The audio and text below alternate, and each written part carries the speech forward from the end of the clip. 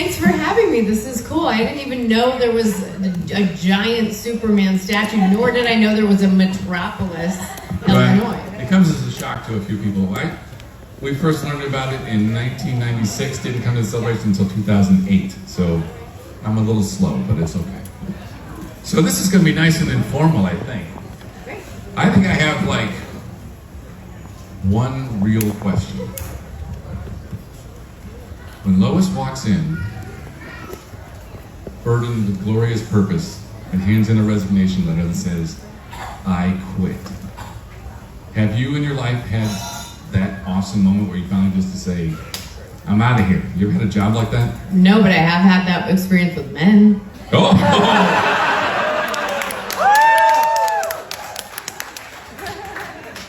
If I had a tie, I'd go like this. I can't remember if that was episode 1 or episode 2, season 1, but that was a really fun scene to shoot, and that was with Lee Toland Krieger, who's a phenomenal director.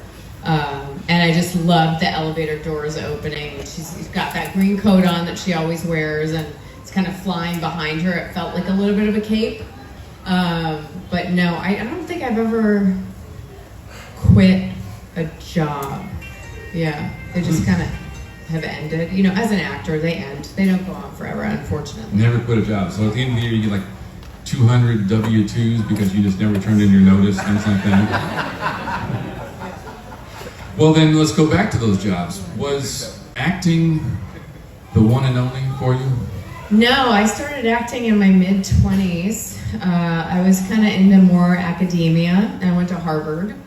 And I was studying Ever heard of it? Art, basically art and literature, and that was going to be the plan. And then I took a year off after I graduated. I was dating a musician in LA,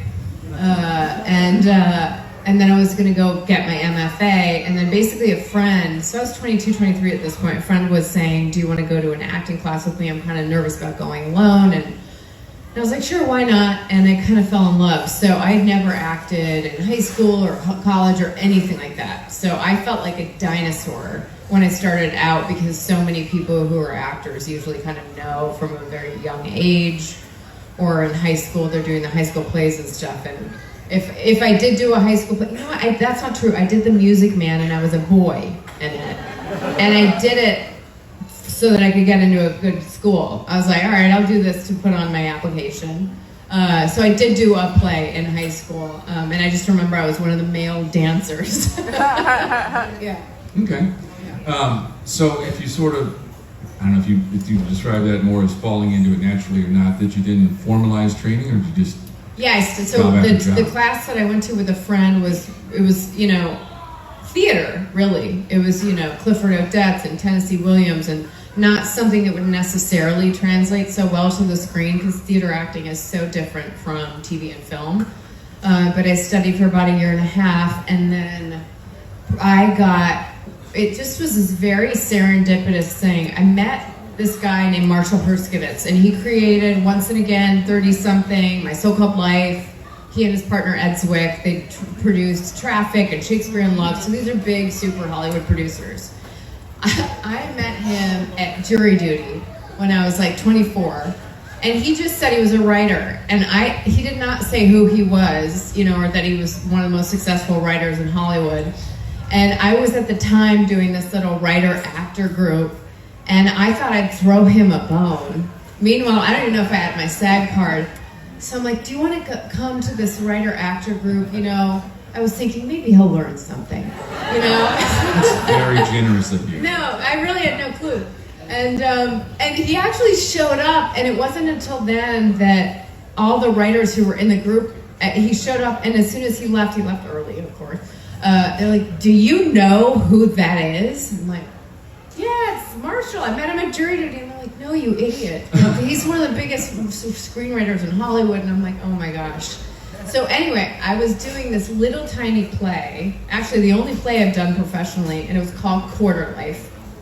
When I was around 25, and it was, of course, Quarter Life Crisis. And I didn't know this either, but Ed and Marshall had tried to do a pilot called Quarter Life for ABC, and it didn't work. And then they wanted to do it for the internet. So he goes to my play, because at this point I know him, I'm sending out the group email, like, anyone come see this play. And he's like, he didn't know if I was a good actor or not. He had no idea. He goes and he says, hey, we're doing this pilot again. We're going to try to reboot it, but we're going to try to do it for the internet. So it's really the first big internet series. And besides Lonely Girl 15, which weirdly enough I also made a brief appearance on. And he sends me the screenplay and I do it. And then it went to NBC and then it went to Bravo. But it was a good lesson for me because it got canceled quickly. And it was, as an actor, you really have to have super thick skin because you're not going to book 99% of the auditions you get.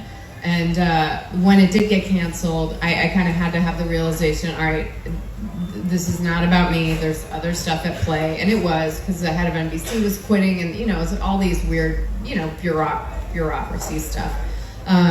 So that was it. And that kind of launched. That was such a big deal at the time, and there was so much press that sort of launched my career, and that's kind of how I got into it. Very good, very good. Yeah. I, again, can't see the sky if it's getting better or worse, and I don't want to take anything from anyway, so the brief reminder is, for audience questions, be prepared that someone else might want to ask the same question, so you might consider having two in your head. Please try to be concise, direct, and friendly. And Supergirl has the microphone. She'll be going around to the audience. So, hands up, who has a question? Whoosh. Hello. Hi. I'm going to ask a question you probably got asked since you started Lois Lane. What was it like for you to step into that iconic role? Well, I'd never seen, and Tyler hasn't either, actually, to this day. I had seen the original Superman, the Richard Donner with Margot Kidder and Christopher Reeve as a child. And then I get this audition. It was funny because my whole life, people had said, you look kind of like Margot Kidder, you know, Lois Lane from, I've been getting that my entire life. And then this audition, what? I wasn't going to say that. Oh no, she's beautiful. And I thought, oh, that's so weird. I've had so many people tell me I kind of look like Margot Kidder.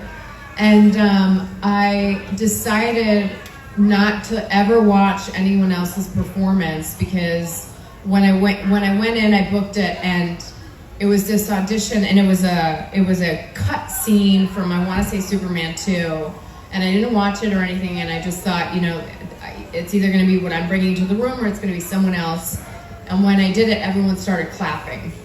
And I think the reason, because they were auditioning a lot of women for the role, I think the reason I got it is that I had a lot of fun with it. And it was a very serious scene on paper, and I was just kind of having fun. And, you know, being, you know, Lois is kind of sassy and she's bold, and that's kind of how I played it. And then, but the weird thing is, because Tyler and I have such great on-screen chemistry, we had not screen tested together or chemistry read or anything. The first time I met him was the day we first played Superman or Clark Kent and Lois Lane on The Flash in the 2018 Elseworlds crossover. Oh, and I remember when I was 6 months pregnant, and I'm on my way to set, and I was just like, oh, I really hope this guy's not a douchebag. Because I got to work with him, and he was so great, and it's just like we were so dropped in immediately into those characters, and I think we both felt so grateful. As far as playing such an iconic character, it's mainly just cool. I never really found it intimidating. As many of you know, if you follow me on social media, I have a lot of respect for the character. I've always tried to ask the costume designer to, even though I don't love purple, it's Lois's color, so I always say I want to wear purple. What kind of earrings does she wear in the comics? She wears little white, you know, diamond studs or pearl studs. So I almost always only wear studs on the show. Whenever we've had flashback episodes, I'll go through the comics and pull outfits that I'm like, oh, can we do something like this? Can we do something like this? Last season, you know, there was a scene where I had a fedora on, and that was because someone had sent me, because I had asked on social media, like, what are some of the Lois outfits you guys want to see her in? And so, because it was a flashbacks with Lex, we were able to kind of do that, and she's got the fedora on and the journalism stuff. So I've just tried to basically honor what has made her so iconic, because they were both introduced in 1938, and she's remained as iconic as he has. you know, as a symbol of, you know, feminism, but also just she's ambitious and she's driven, and her work ethic and her pursuit of truth, and those are the kinds of qualities that I've tried to honor in the character.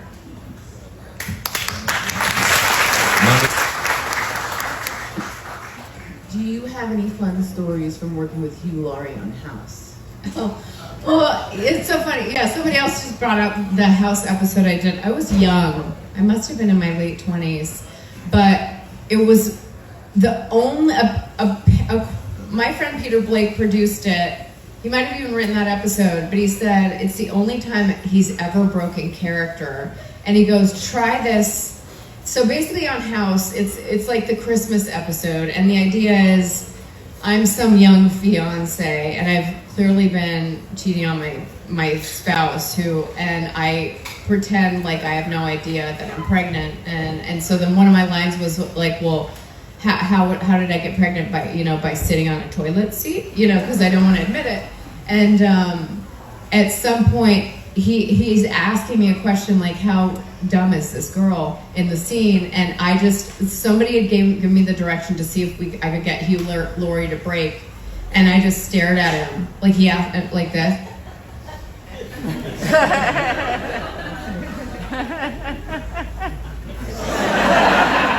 Until he started laughing and broke the accent and broke character. So everyone was clapping, like, because it wasn't scripted that way. And I think he was like, what?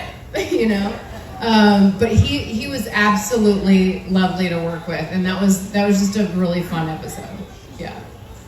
It sounds like you have some Lois Lane level intent when you look for a role, which you said with Lois you could look at the comics and stuff for delving in. Were there other roles where you had that ability, or did you have to shape it yourself? No, Grimm was just an idea that they'd had, so that was, for an example, a role like that, I get to create it, and I get to put my stamp on it and create. Well, then I got 2 roles on Grimm. I played Juliet and then Eve, and both of them, with Eve, they kind of said, this is sort of what we want, and then I said, oh, well, it reminds me of that film Nikita, and so I was trying to kind of channel that into it, and it was sort of my idea let's get her really incognito with the wigs and the kind of leather outfits and stuff, but it depends. If I'm playing someone like Lois Lane, and she's appeared in TV and film and animation and all that, then in a situation like that, I would always try to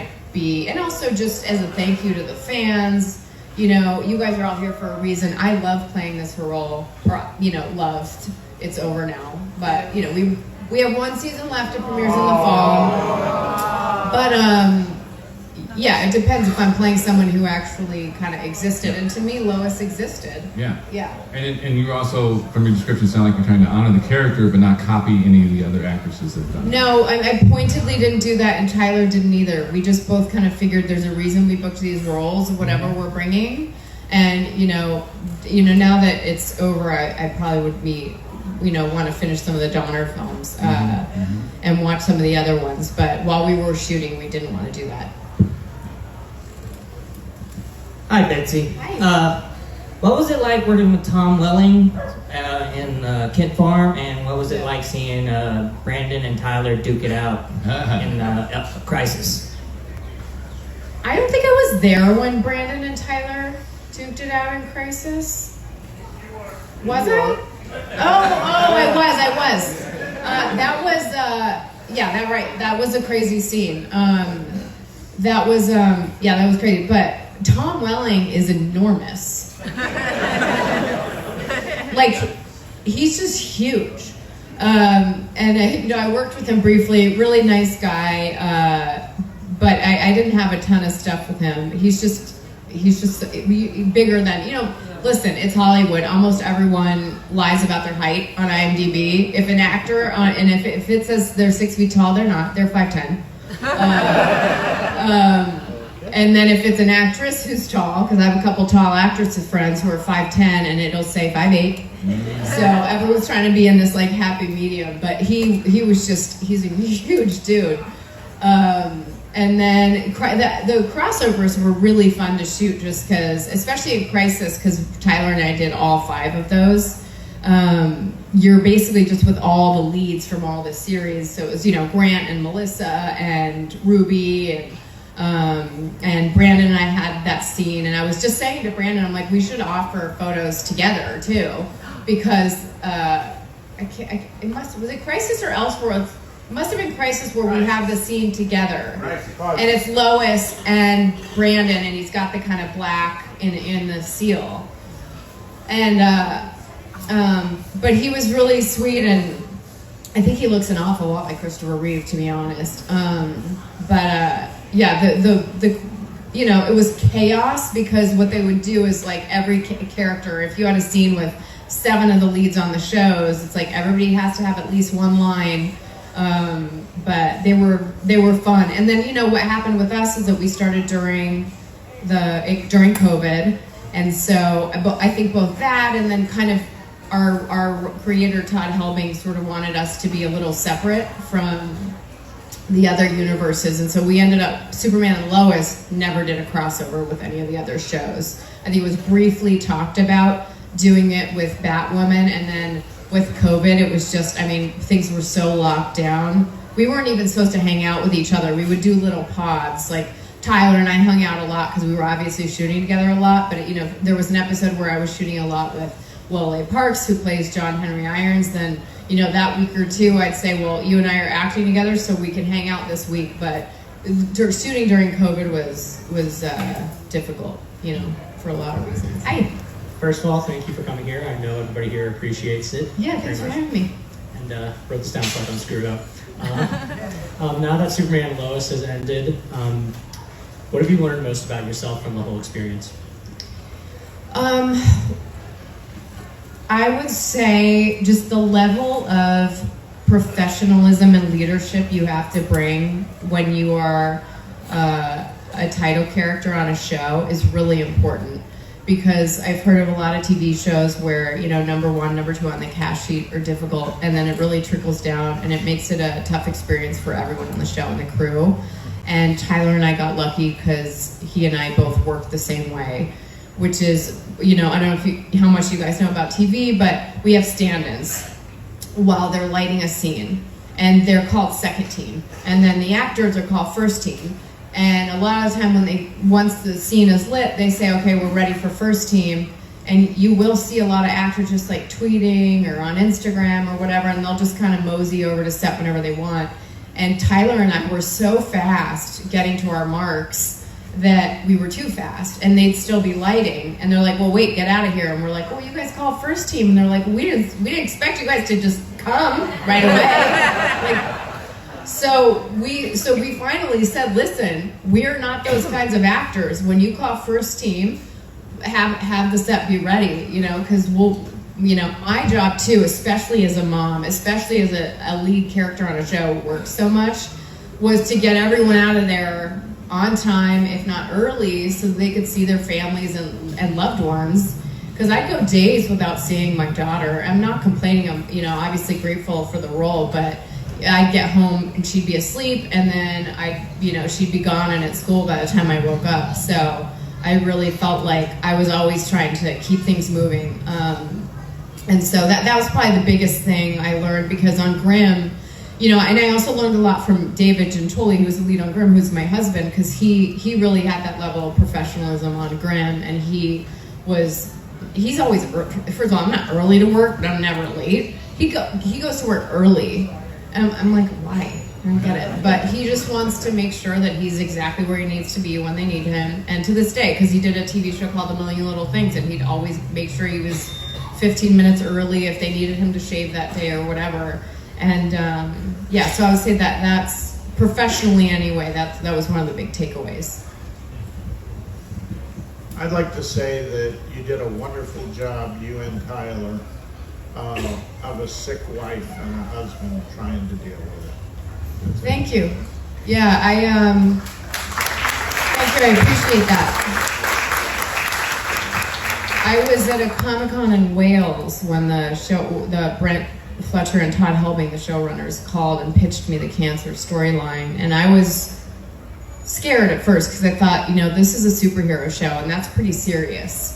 And it wasn't just serious, but the kind of breast cancer they talked about giving me, which is called inflammatory breast cancer, is like the most aggressive kind because it's undetectable before stage 3, which is when it's metastasized.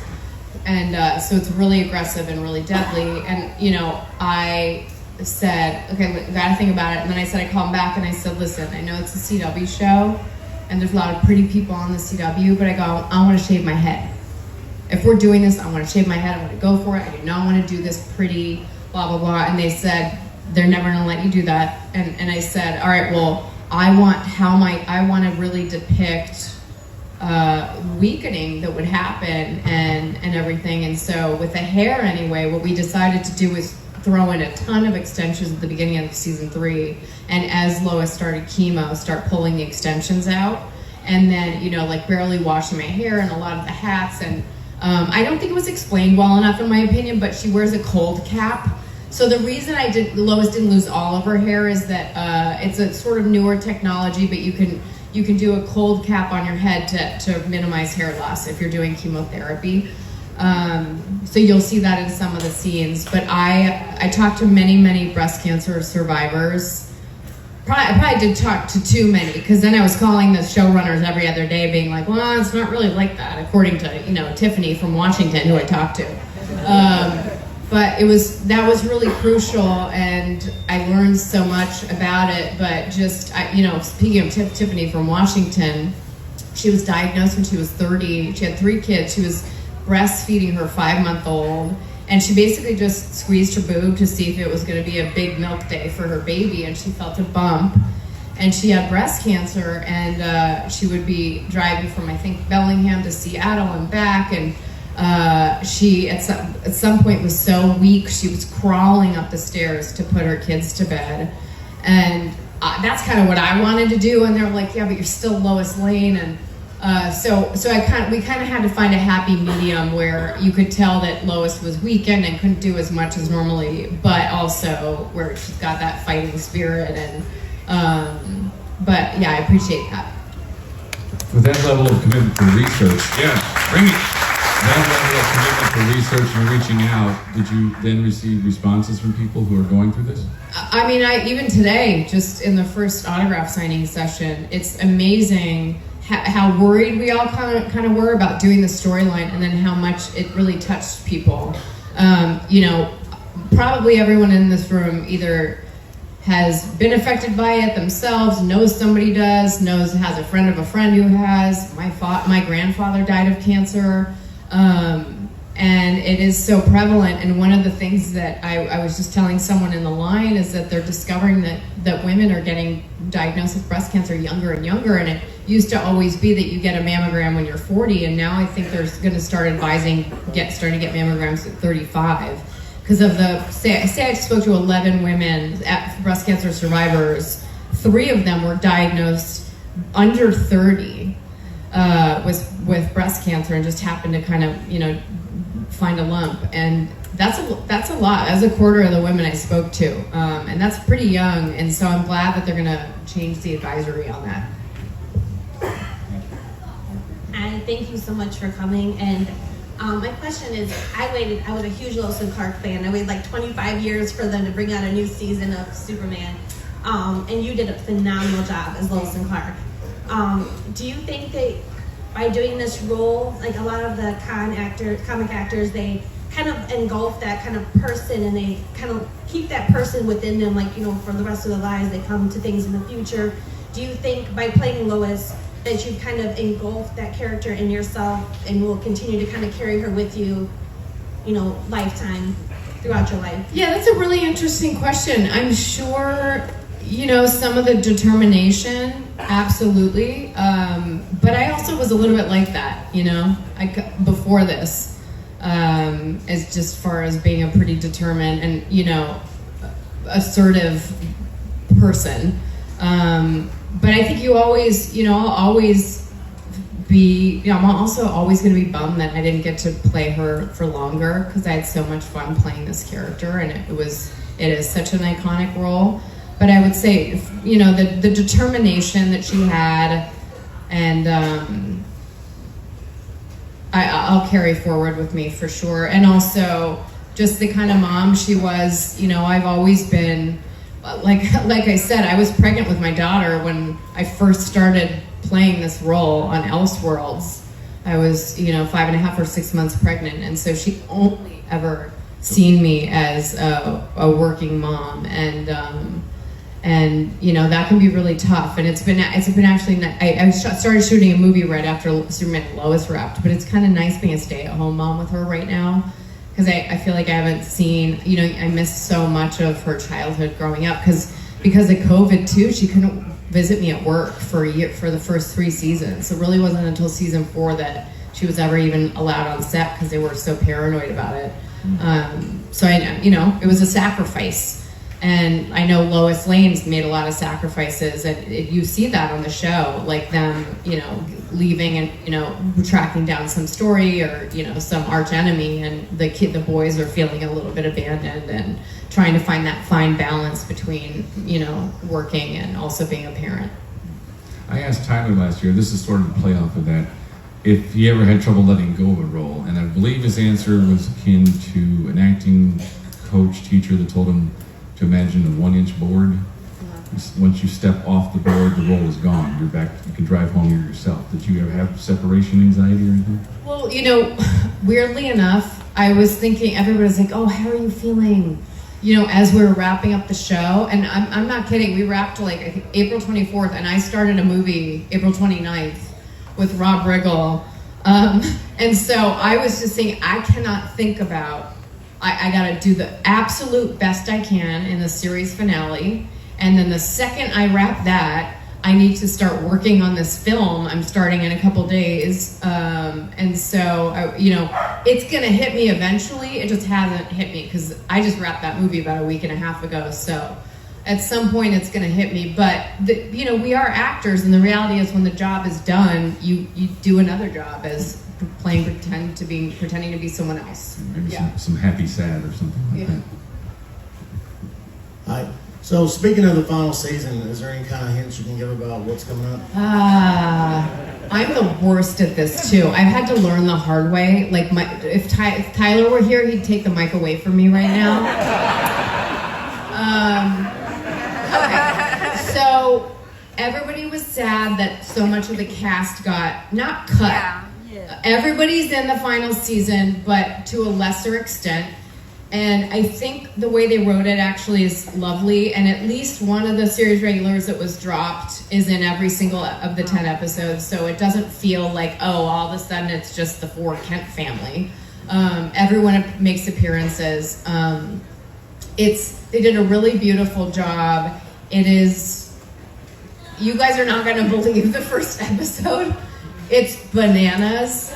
It's emotional, but what they did was it's based on one of the comics. It's very bold. It was a very bold decision on their part to do this and to pull it off for the first episode of season 4. And then there's a couple David Gentoli actually directed episode 3, season 4, and that was for Lois anyway, an emotional one, but. They're Todd and Bren, I think, are kind of softies, and it's very much still a superhero show, but we were given the gift of knowing, hey, this is it. And so they wanted to wrap it up, and at the end of the day, the show really is about family, and that's what people respond to more than the superhero stuff. And so that's kind of how there is probably a slightly greater emphasis on that than just big action sequences, which of course we have those too. But I'm trying to think if I can, what I can say. Some characters come back. The guy who plays Lex Luthor, Michael Cudlitz, has a huge presence, obviously, in season 4, and he is so good at Lex. And there's there's adherence to comics that some Easter eggs and all that. But yeah, you'll see Lex a lot. The only kind of thing I can say is that someone reappears that you're not expecting to reappear at some point.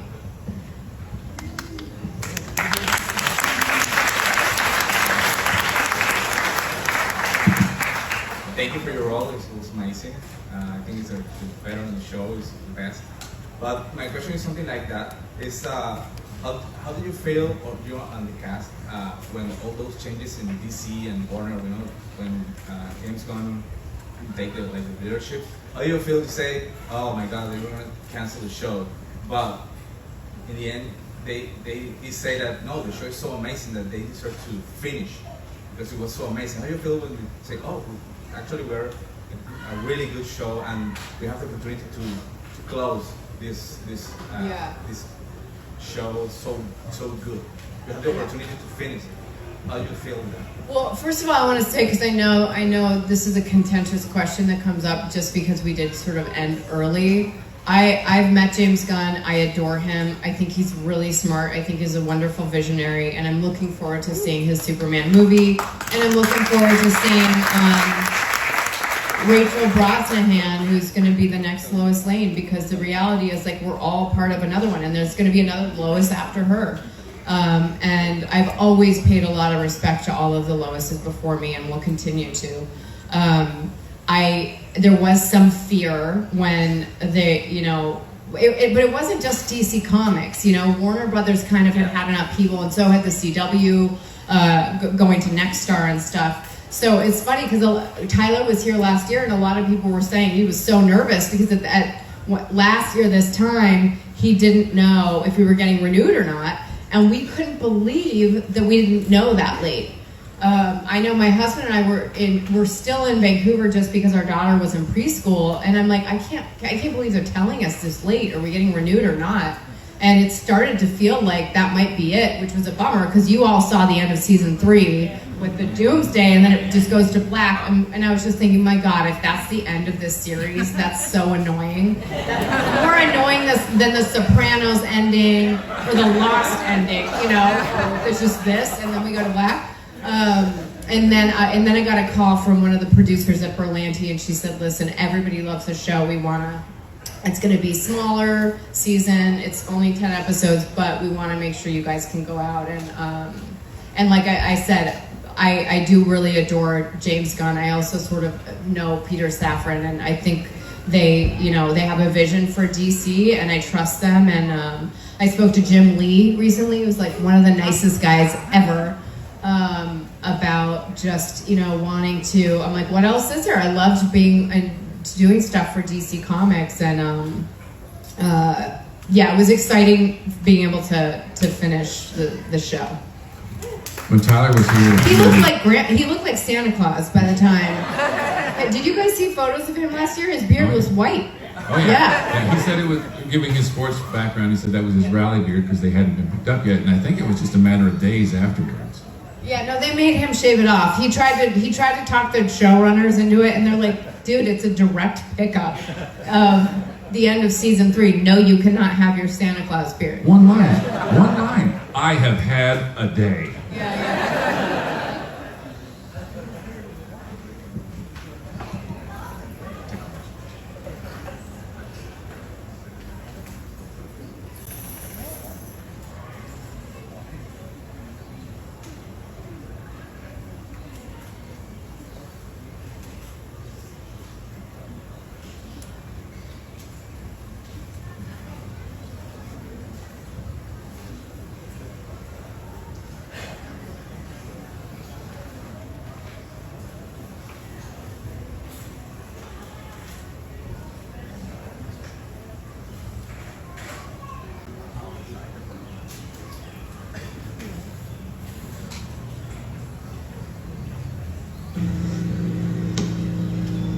What is your favorite thing to do with your family? Ooh, that's a good question. What's my favorite thing to do with my family? Well, go swimming. We love to swim. Our daughter swims like a little fish. We got her into swim classes when she was 6 weeks old. We like going swimming. We like going for walks. David loves to take her for little daddy-daughter dates, and they'll go for a bike ride around the neighborhood and then go get ice cream. And, go to museums. Our daughter's really into museums and artwork, and she's really into the movie Brave right now, with Merida, with the glorious, and I'm Scottish, so I'm like, let's watch Brave again. So we just got her a little kids archery set, and she's horrible right now. I'm like, you'll get better. But so we do that in the yard too. We'll play with her little archery set and bike riding and all that. Thank you. I just want to say you are my very favorite Lois ever. Thank you. And one of the things I really love about it is that you're very real, and you talked about that, some about dealing with illness and all that. But one of the things I wanted to address was, how was it trying to be the first Lois who had teenage kids? Who were your influences in helping you with that? Well, it's funny. When I had a baby, so it's not like I had I have no experience being a mom of a teenager. I just remember being a teenager and what a pain I was. And also, the actors, Jordan Elsass and Alex Garfin, Jordan did the first 2 seasons of the show. They were teenagers, and so they could be teenagers, and so sometimes they made it really easy for me and Tyler to, kind of be annoyed with them and snap at them, because they'd be like, and Alex is kind of like this, God is really bright, but his head's in the clouds, and you're like, Alex,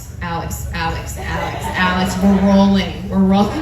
I don't know why we've never done a blooper reel, but there's a scene that Alex went to the editing suite this season from season 4 that I'm doing with Tyler, and I don't think this is that much of a spoiler, but basically, Alex plays Jordan, and Jonathan's gotten himself into trouble, and Alex skips into the scene and goes, Papa, your other son has gotten himself into a bit of a quandary.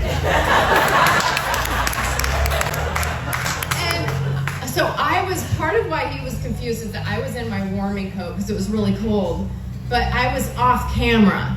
And you can wear your warming coat if it's clean of me and I'm talking to Tyler. It was Tyler's close up, but Alex came into frame, and all you see is Tyler go, "We're rolling," and then you see Alex's face just turn with fear, and he goes, "But Bitsy has her warming coat on," and we both, Tyler and I, at the same time go, "Yes, because I'm off camera."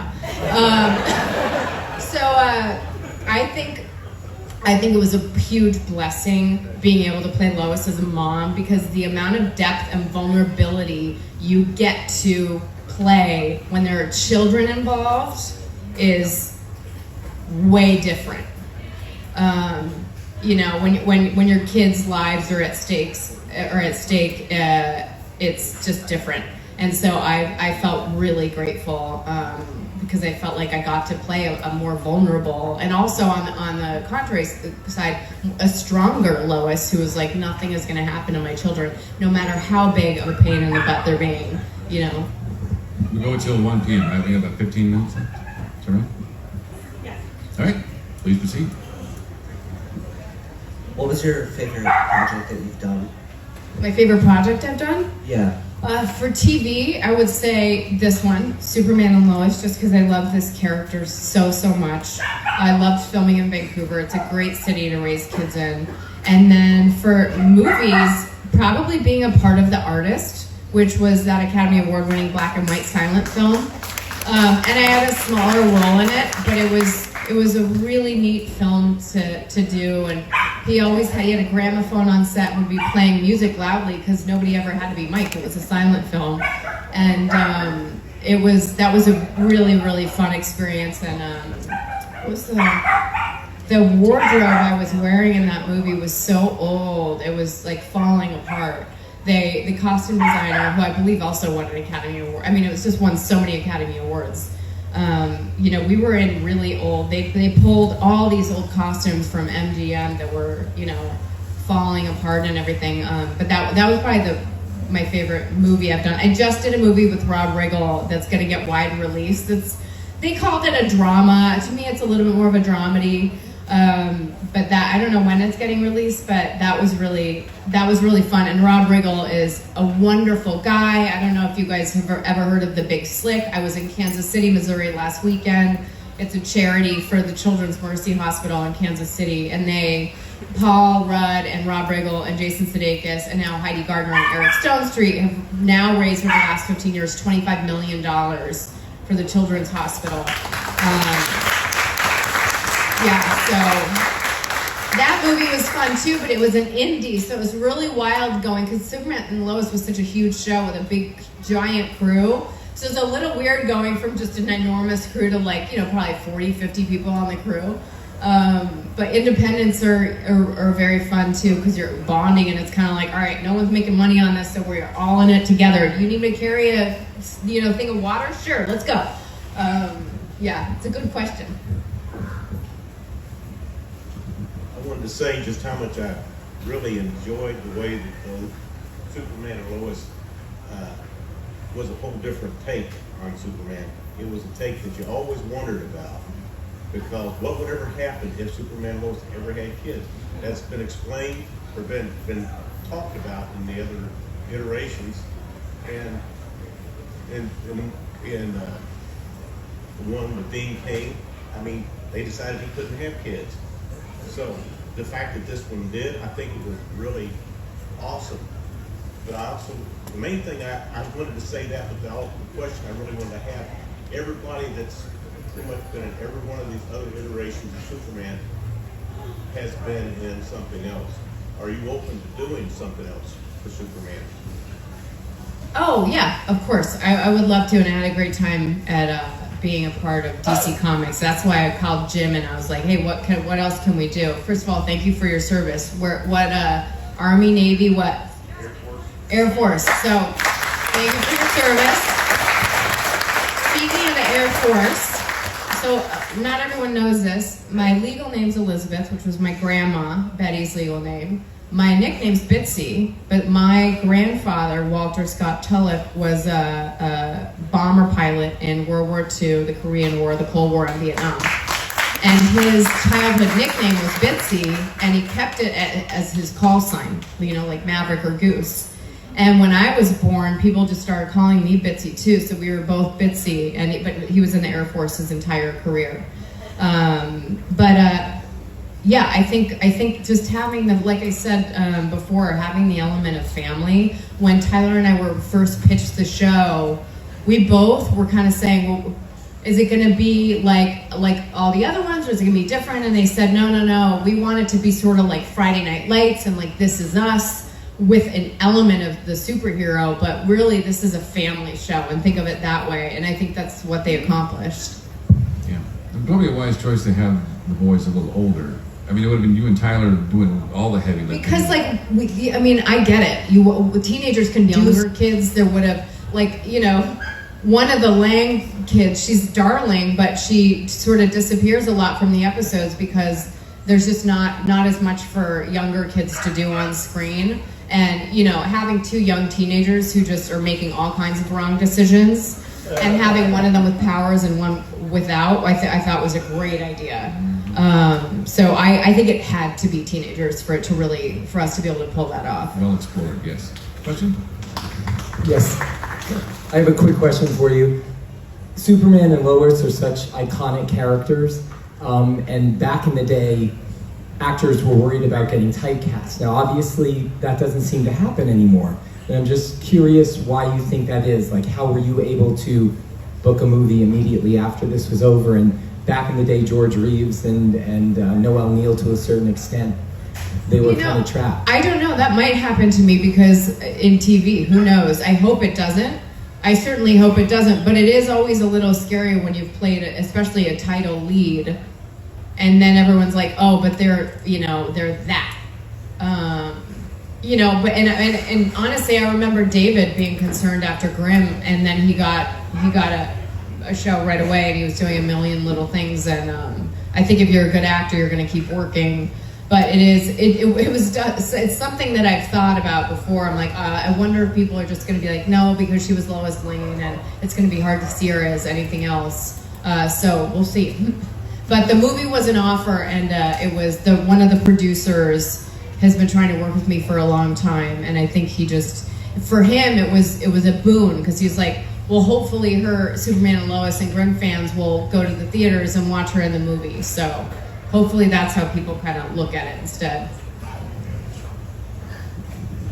I think you're a wonderful actress. I've watched you for many years. I watched you on Grimm. I've watched every episode 20 times. Oh my gosh. We have a ghost incident. Can we hold just 1 second? Okay. Okay, go. Sorry, is there a ghost? Yeah. The Ghostbusters. Because I am French. You've watched every episode of Grimm 20 times. There's 123 episodes of Grimm. 20 pounds. And I like your character. You're very versatile. That's why you're not getting typecast. Thank you. The one that you developed into like Storm with the white wig. Oh, Eve? Yeah, Eve. That was excellent. And I just want to say I'm glad to meet you and see you. I hope I get your autograph. Yeah. I've got a big following on my Facebook page. I'm a writer. But I love you, and you will never get typecast because you can go from one character. Thank you to the so other. much. God bless you.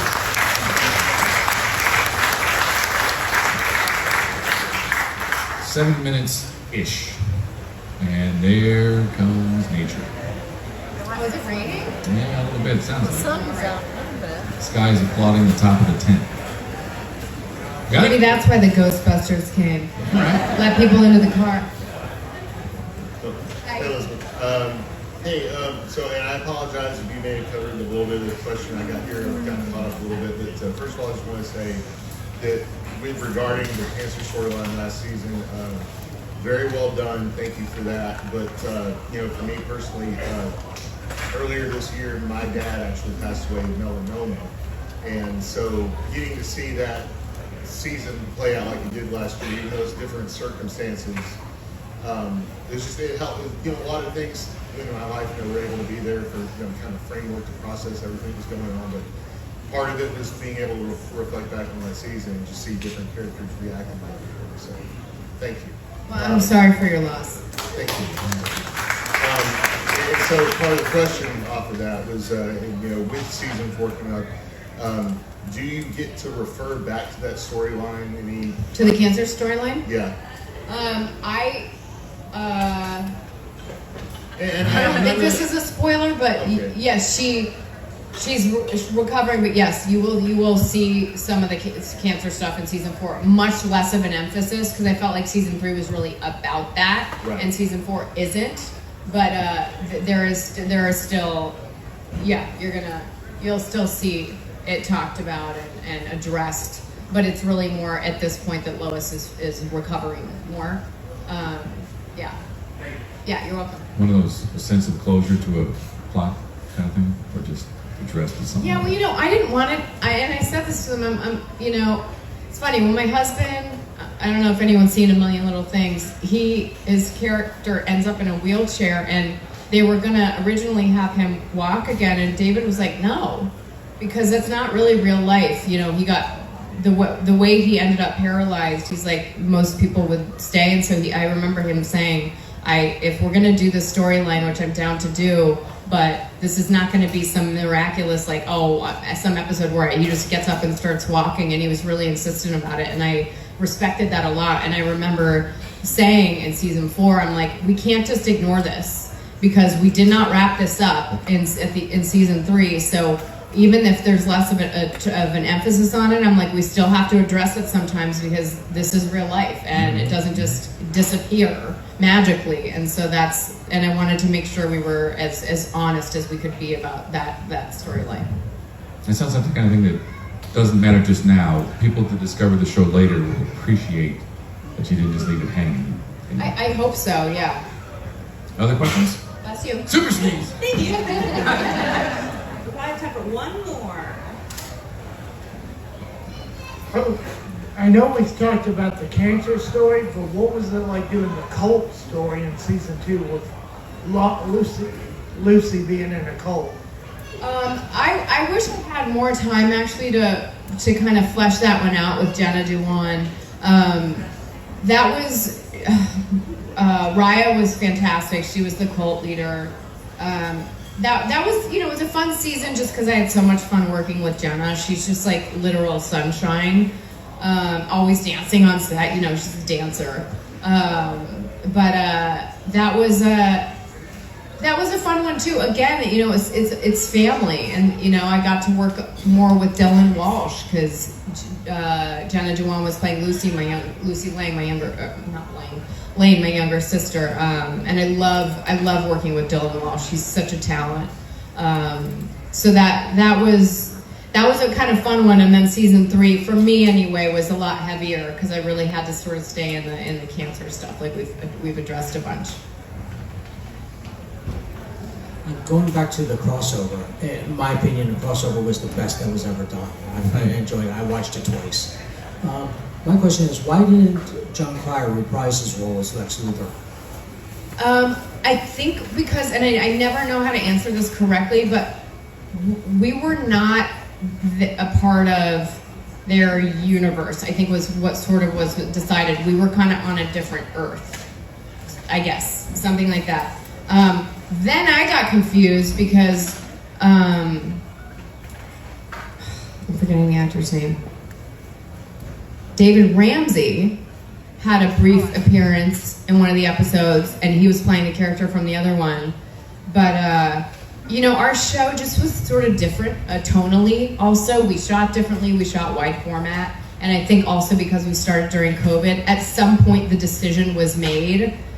They're kind of doing their own thing. And so John Cryer, I adore. I think he's so smart, he's so fun to work with. But when you see Michael Cudlitz do Lex Luthor, it is terrifying. And he is so talented. He was nominated for, I think he was on Southland, he was nominated for a Critics' Choice Award, he was on The Walking Dead. He directed one of the episodes of season. He is so good in this role. And I would have loved working with John Cryer too, but I feel like David Rappaport and Lindsay Baldessari, who are casting directors, really hit it out of the ballpark with our cast. Last question. Hi, is the last question? Yeah, better be good. No pressure. Hi, I'm Carlos. I'm from Spain. Yes. I don't speak English. Nothing. No question. You are right now, but yeah. No question. For me, you are the best, Lois Lane. Thank you.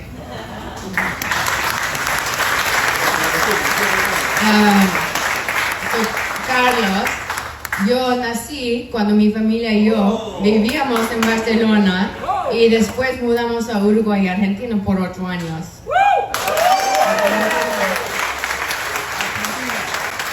I love that when we have an interview, especially if it's a Superman actor, I just sit back and the actor gives just the most amazing Superman-inspired personal advice kind of ending. That just topped all of it. Yeah. Elizabeth Tulloch.